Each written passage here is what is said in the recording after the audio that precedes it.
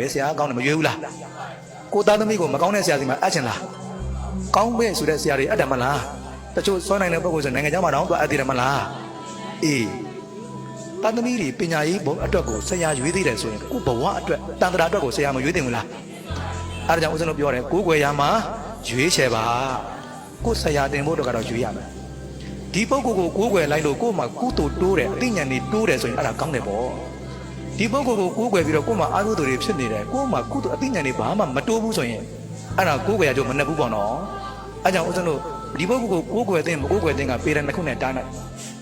ဒီပုဂ္ဂိုလ်ကိုကိုယ်ွယ်လို့အသိဉာဏ်တိုးရင်ဆက်လက်ပြီးဘာလုပ်ရမလဲကိုယ်ွယ်ပါကုသိုလ်တိုးရင်ဆက်လက်ပြီးကိုယ်ွယ်ပါအသိဉာဏ်လည်းမတိုးဘူးကုသိုလ်လည်းမတိုးဘူးဆိုရင်တော့မကိုယ်ွယ်သင့်ပါဘူး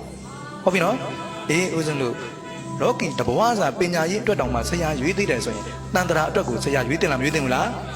ဒါကြောင့်ကြီးညိုရာမှာမြတ်တန်ကကိုးကွယ်ရာမှာရွေးချယ်ပါနော်အဲ့တော့တန်ခါတော့မပြစ်မှားနဲ့နော်